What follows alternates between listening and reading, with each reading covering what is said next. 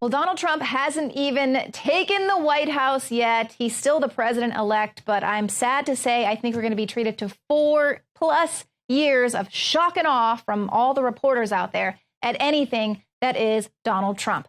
Now, the latest flipping out incident that happened was, of course, Donald Trump taking a phone call from Taiwan's president. Shock, total shock. This was an incident that a lot of reporters don't really understand. And I love this article out of the Daily Caller, really breaks it down. These are people who just the day before this happened had no idea what the United States phone call policy was with Taiwan. Joining me now is Margaret Howell.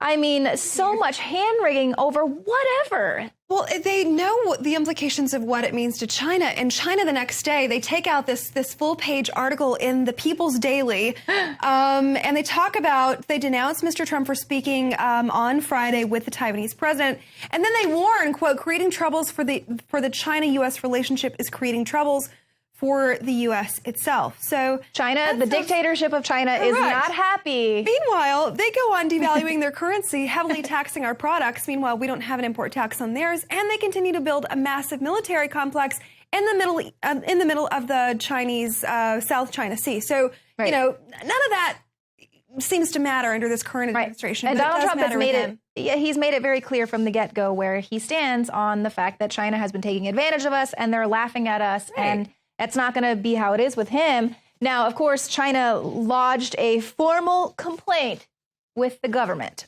So they were very with ours. They lodged a formal complaint with the government that Donald Trump will soon be in charge of. Right. So all of these articles, all the hand-wringing, all the tweeting, nothing ever really pointed out, you know, should this policy continue? Is it a good policy? Who put this policy in place?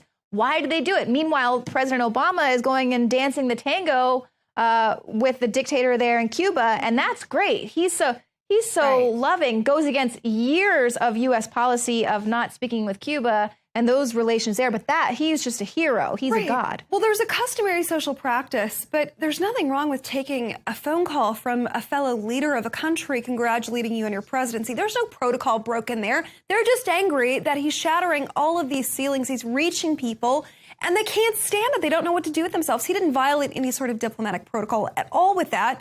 And the fact that he's angered China, I happen to really love, because they're going to have to get used to it. Although they do at the moment own a great portion of our debt. They do, you know, take advantage of trade deals that are very poorly done in our own interest. And hopefully he's going to change that, Leanne. Well, now, was it China that didn't roll out the red carpet for President Obama's last visit? Pretty much. Or didn't get the plane, even the plane stairway there on the jetway and made him come out the back. So, you know, kissing their butt.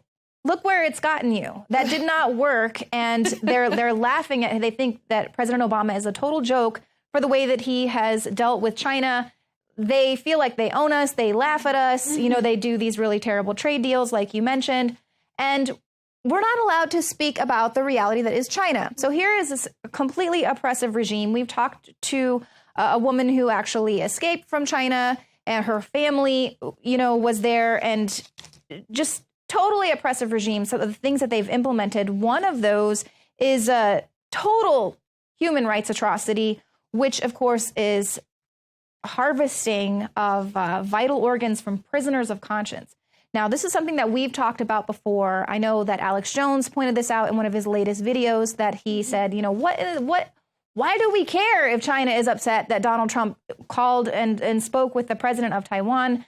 They practice industrial-scale harvesting of vital organs from prisoners of conscience.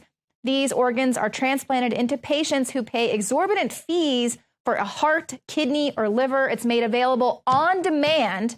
Okay, so China is one of the main, one of the top countries there practicing this organ transplants. And so if you have the money to pay for it, you can go to China and you can get these organs, life-saving, mind you. You know, of course, this is, you know, people need it.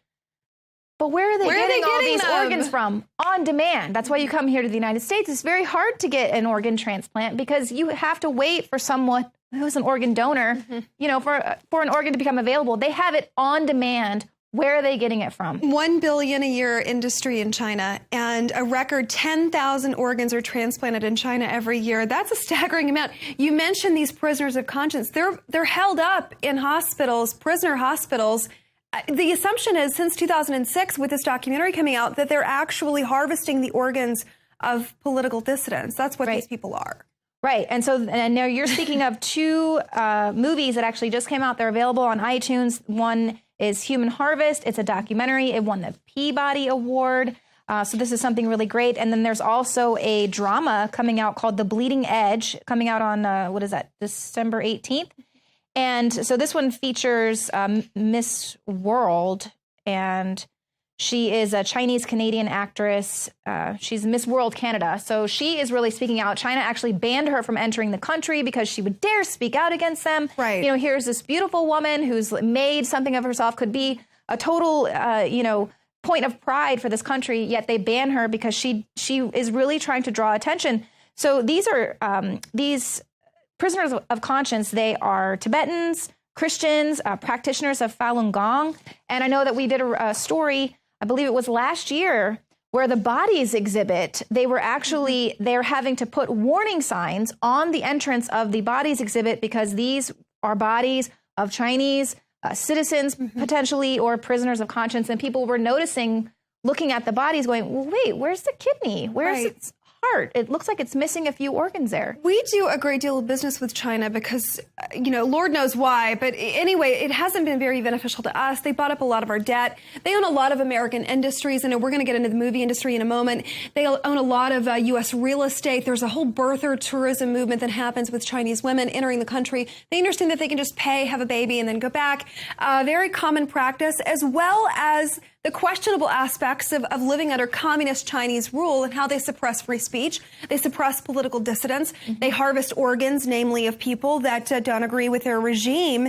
And not only that, Leanne, but they control, surprisingly, I don't think people out here know this, and you brought this to my attention today, they control a lot of our media, what we see and hear. Right. Which is a little thing. There's a lot of pushback for that because the Chinese are making a practice of gobbling up American companies. One of those in 2002, they totally took over Carmike AMC. It's one of the most massive movie chains in 2002.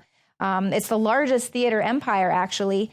And so it kind of gives them hidden control over American mass media, anything that you see in their movies. That's why they're not going to, even though these films coming out on iTunes are really great, well-produced movies with a really great message, very important, it's not going to be playing at AMC. You're not going to find this information because they will not allow it. In fact, they have such a huge, massive audience that Hollywood bows down to China's demands. They've added Chinese stars to their cast, such as an Iron Man 3. They led filmmakers to remove China as the origin of a zombie virus in World War Z. They swapped North Korea for China as the main antagonist in Red Dawn when they did that remake, of course. And then they actually removed an entire scene in Skyfall where James Bond kills a Chinese security guard. So. Right. They have a lot of pull. And not surprisingly, I interviewed Kobe Bryant once and we were talking at this Chinese gala and he was talking about his fan base in China and how we're a drop in the bucket in terms of our population size alone. So it makes sense that the consumer market and the market for entertainment in China, ours is dwarfed compared to theirs, and they have a lot of pull. Meanwhile, their direct investment in our country, $15.3 billion in 2015. They're buying up our entertainment industry, our real estate. They're devaluing their currency, our solar farms, taxing our precisely. You're going to get to the story about Harry Reid if we have time. We might not, but they're buying up an unbelievable amount of U.S. Landmarks and property, and it's really, really startling. And it comes down to the fact that we have a president now who's standing up to them and saying, you know what, you want to do business with us, you're going to do it fairly. Right. You can be happier. The days of the U.S. being the laughing stock and being made fun of by the Chinese is over. And of course, go ahead and lodge your formal complaint with Donald Trump's administration. Now, like I mentioned earlier in the show, I'm actually going to be interviewing someone who's been working for decades to try and draw attention to this organ harvesting. He'll be on tomorrow's broadcast. But thank you all for joining us tonight. And if you're watching us on YouTube, be sure and hit the subscribe button. We sure do appreciate it. We'll see you here tomorrow.